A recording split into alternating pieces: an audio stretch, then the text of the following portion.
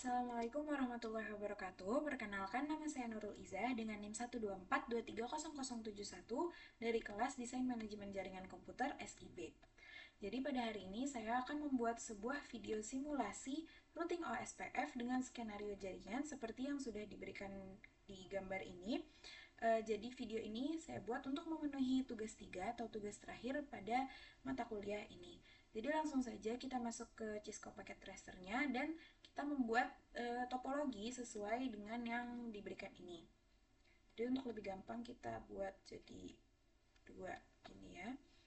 Oke, jadi pertama-tama di sini eh, di gambar ini itu ada satu area backbone, terus ada tiga ruangan lainnya, di mana setiap ruangan di sini itu memiliki satu router ruangan dan juga satu router border dan satu klien atau PC gitu.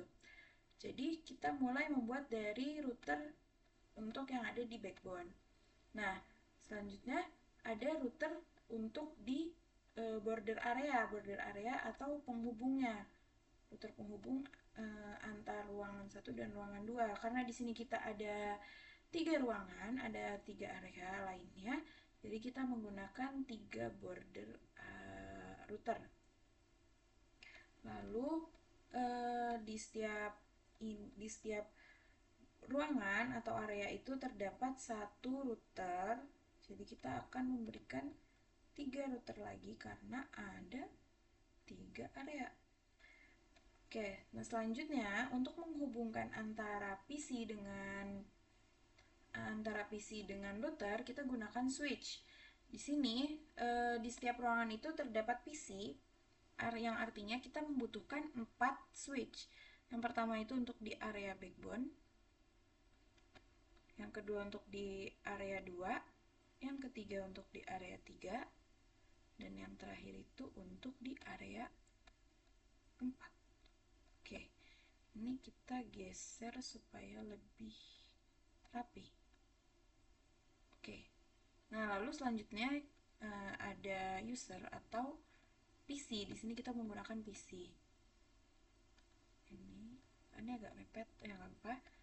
Lalu di sini ada untuk di area 2, di sini untuk di area 3, dan yang terakhir itu untuk di area 4. Oke. Nah, setelah itu kita akan menghubungkan ke semuanya ini dengan kabel. Tapi sebelum menghubungkannya dengan kabel, di sini saya akan menggesernya dulu ya. Ini terlalu mepet ke samping. Nah, kita tengahin. Oke. Nah, sebelum kita menghubungkannya dengan kabel-kabel, kita akan mengubah fisikal dari router backbone dulu. Kenapa? Karena di router backbone ini dia akan terhubung dengan banyak router dan ada tiga router yang terhubung dengan dia dan satu switch. Di sini fisikalnya itu kurang karena dia antar router itu dia membutuhkan slot kabel serial dan di sini kabel serialnya hanya ada dua. Jadi kita tambahkan satu gitu. Sini kita keluarin dulu aja yang nggak perlu. Nah, kita tambahin satu kabel serial. Kita nyalain lagi. Nah, baru kita hubungkan. Di sini saya pakai yang otomatis aja ya biar cepat. Di sini dari router ke switch itu menggunakan kabel straight. Dari switch ke PC juga menggunakan kabel straight. Lalu untuk dari router ke router di sini kita menggunakan kabel serial. Nah, ini dari router backbone ke router border area 2. Lalu ini router backbone ke router border area 3, ini ke router border area 4. Lalu kita hubungkan juga antara router bordernya dengan router ruangannya. Di sini juga sama, kita menggunakan kabel serial. Berlaku ya ke semuanya. Lalu setelah itu dari router ke switch sama seperti tadi, kita menggunakan kabel straight. Ya, gini. Dari switch ke PC juga langsung aja. Nah, ini ke sini. Lalu dari router ruangan terakhir ke switchnya dan dari switchnya ke klien atau ke PC. Oke, sudah kayak gini, kita akan memasukkan IP ruangan IP ke setiap routernya. Kita akan mulai memberikan IP-nya itu dari IP di backbone dulu atau di router backbone yang ini dulu. Oke, di sini kita bisa lihat dia terhubung dengan 4. Yang pertama ada FA0, lalu ada serial 2, 3, dan 4. Nah, di sini kita mulai dari FA yang 0, kita nyalain dulu. Nah, kita akan pemberian IP-nya itu akan sesuai dengan yang diberikan di SPADA. Jadi di sini untuk ke klien, dari backbone ke klien itu kita akan menggunakan IP 192.168.10.1 dengan subnet masknya itu /24 atau 255.255.255.0. Lalu selanjutnya untuk di serial 2 kita nyalakan dulu, kita pakai IP 192.168.1.1 dengan subnet masknya juga /24. Lalu sama untuk di serial 3 192.168.2.1/24 dan di serial 4-nya juga sama 192.168.3.1/24. Nah, sudah selesai pemberian IP di router backbone, sekarang kita memberikan IP di router border area 2. Nah, di sini router border area 2 ini terhubung dengan dua kabel, yaitu kabel serial 2 dan kabel serial 3. Di mana kabel serial 2 ini melanjutkan IP yang sebelumnya, yaitu 192.168.1.2 dengan subnet masknya /24. Nah, untuk serial 3-nya kita nyalakan, kita berikan IP-nya 192.168.4.1 subnet masknya /24. Nah, ini kita selesaikan di satu ruangan dulu ya, yaitu di area 2. Nah, selanjutnya itu kita memberikan IP untuk router ruangan area 2. Di sini router ruangan area 2 itu menggunakan serial 2. Nah, serial 2-nya itu lanjutan dari IP yang tadi, yang sebelumnya 192.168.4.2 dengan subnet masknya /24 dan dia juga terhubung dengan kabel FA 0/1 yaitu 192.168.20.1 dengan subnet masknya /24. Nah, lalu kita juga berikan IP untuk di client atau di PC-nya 192.168.20.2 karena 20.1-nya sudah kita pakai di router. Nah, jadi itu 20.1 akan kita jadikan sebagai default gateway-nya. Ini. Oke. Lalu itu sudah untuk di area 2. Kita langsung lanjut aja untuk ke area 3. Kita sama seperti tadi, kita mulai dari bordernya. Di sini dia ada serial 2. Serial 2-nya 192.168.2.2 karena 2.1-nya tadi udah di sini. Nah, subnet masknya /24. Nah, untuk serial 3-nya 192.168.5.1 subnet masknya /24 juga. Lalu di sini untuk serial 2-nya itu kita nyalakan dia 192.168.5.2 dengan subnet mask /24. Lalu dia juga terhubung dengan kabel FA, di mana kabel FA-nya ini adalah 192.168.30.1 dengan /24 dan di PC-nya juga kita berikan sama seperti yang tadi, yaitu 192.168.30.2 subnet masknya /24 dan default gateway-nya adalah IP yang ada di router tadi, yaitu 30.1. Nah, itu untuk di ruangan 3. Langsung aja kita lanjut ke ruangan yang terakhir atau ruangan 4. Di sini serial 2-nya itu kita pakai 192.168.3.2/24 dan di serial 3-nya adalah 192.168.6.1/24. Lalu ke router ruangan terakhir, yaitu dia terhubung dengan SE2. Kita nyalakan 192.168.6.2/24 dan juga terhubung dengan kabel FA, di mana FA ini IP-nya 192.168.40.1 subnet masknya /24. Dan untuk PC yang ada di ruangan terakhir ini kita berikan IP-nya 192.168.40.2, subnet masknya /24, dan default gateway-nya adalah IP router yang tadi yaitu 40.1. Oke, di sini udah hijau semua, yang artinya semuanya sudah kita berikan IP. Nah, ketika kita sudah memberikan IP, seharusnya dari router terdekat dengan klien di situ sudah bisa saling ngeping. Contohnya di router ini ke klien yang ini, di situ dia udah harus ngeping. Oh, di sini kita belum berikan IP, mohon maaf, di PC ini. Nah, iya betul. Nah, di sini masih kosong. Jadi kita berikan dulu 192.168.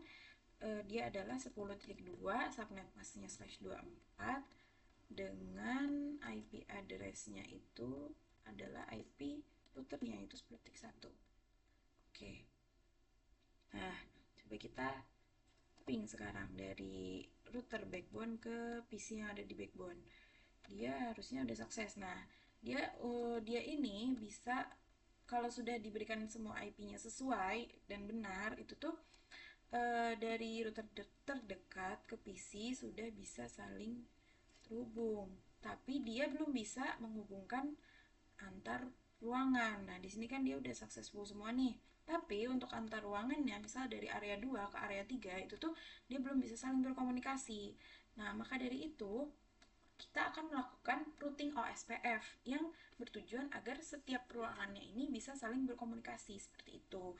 Nah, jadi caranya gimana? Caranya itu kita langsung aja, kita mulai dari router backbone aja karena dia paling banyak. Di situ kita langsung ke CLI. Nah, kalau di sini posisinya ada di config if, kita exit aja.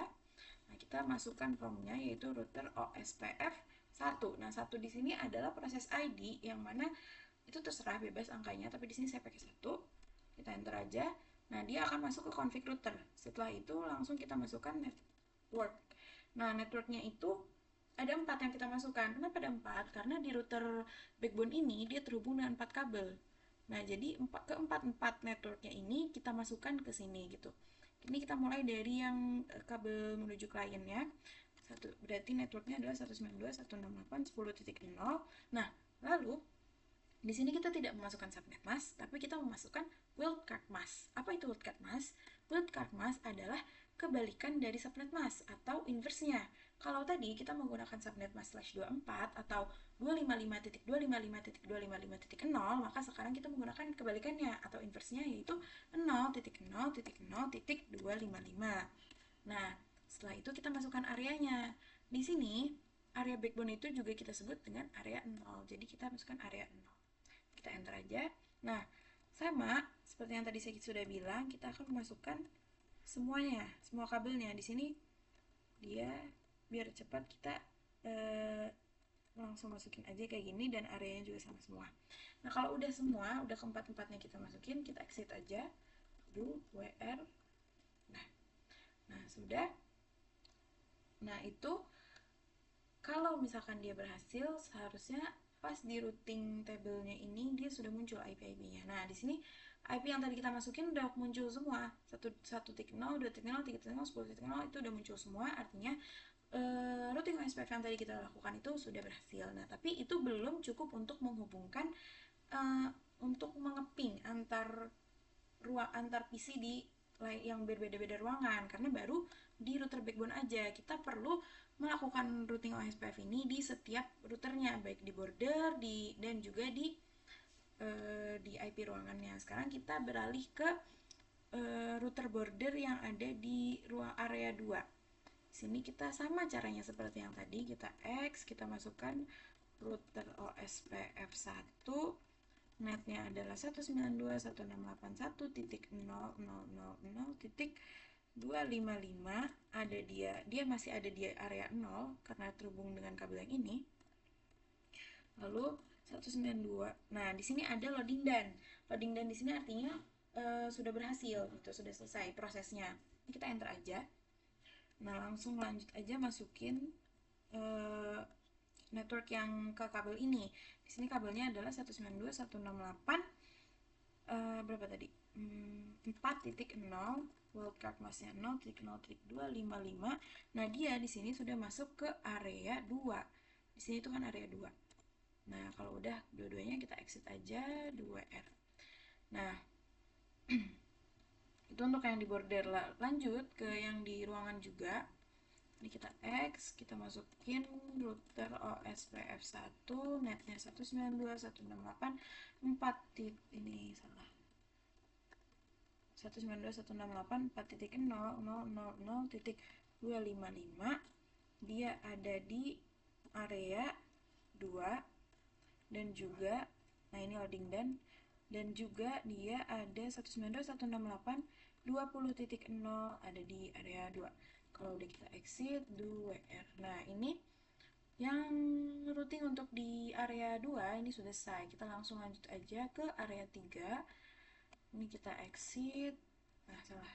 Kita exit router OSPF1 netnya 192.168.2.0.0.0.255. Areanya masih area 0. Lalu 192, nah ini udah loading dan 192.168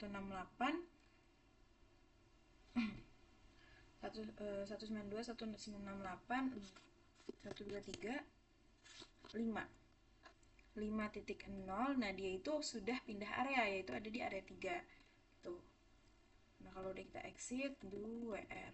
Nah, lanjut ke yang ada di ruangannya. X 192 router OSPF 1 netnya 192.168. Tadi itu 5.0 wildcard masnya 0.0.255. Dia ada di area berapa? Area 3. Nah, ini loading dan nah terus juga dia kita masukin yang IP network lainnya yaitu 30.0 area 3. Kalau udah kita exit 2R. Nah, kalau udah langsung ke router border yang terakhir. Di sini juga caranya sama, kita exit, kita masukkan router OSPF1 netnya 192.168.3.0 wildcardnya 0.0.255. Dia ada di area 4. Lalu juga dia ada di ya dia harusnya ada di area 0. Ini kita enter, dia harusnya ada di area 0. Nah, dia harusnya ada di area 0 karena masih kesini. Lalu baru yang kesininya itu adalah netnya 192.168.6.0.0.255 ada di area 2, 3, 4. Nah, baru gitu. Nah, sudah di sini baru kita exit 2R. Nah, lanjut ke router ruangannya. Di sini kita masukin, kita X, masukin router OSPF1 netnya 192.168.6.0.0.255. Dia ada di area berapa? Area 4. Dan juga untuk yang kliennya itu tadi ada nih, kliennya adalah 192.168.40.0 juga di area 4. Kalau udah kita exit dan 2R. Oke. Nah, udah semua. Di sini seharusnya dia semuanya sudah bisa saling menghubungkan gitu. Ini kalau kita lihat nih routing table-nya, ini routing table yang di border dia udah banyak semua. Ini routing table border area 4. Kalau kita lihat border area 3 juga udah ada semua. Di sini border area 2 juga udah ada semua. Coba langsung kita tes aja ya, kita ping. Misal dari ruangan yang ada di border ke sini. Nah, ini udah successful. Dari border ke area sini juga udah successful. Dari sini ke sini juga udah successful. Coba sebaliknya dari sini ke sini. Nah, udah successful semua. Nah, sudah bisa saling berkomunikasi semua. Artinya router yang kita lakukan, OSPF yang kita lakukan itu semuanya sudah berhasil. Oke. Ini terakhir kita akan berikan penanda. penanda ruangan agar terlihat gitu ya.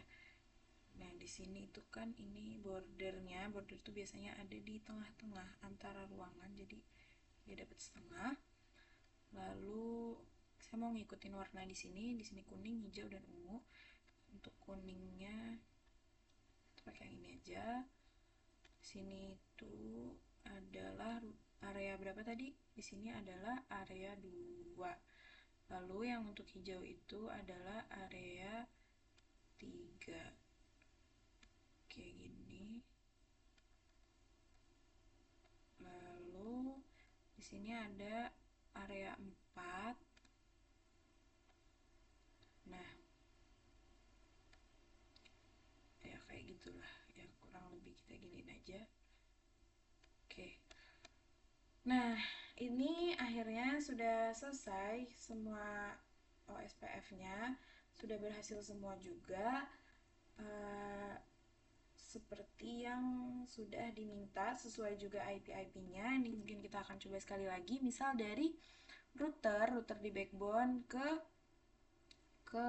router ini deh, router ruangan yang ketiga. Nah, dia udah successful gitu. Jadi di sini itu OSPF itu bisa menghubungkan antar klien, bisa ngeping antar klien gitu di ruangan yang berbeda, dan juga ke routernya juga gitu.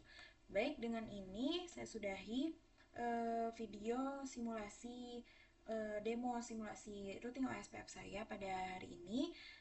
Kurang lebihnya mohon dimaafkan. Sekian, wassalamualaikum warahmatullahi wabarakatuh.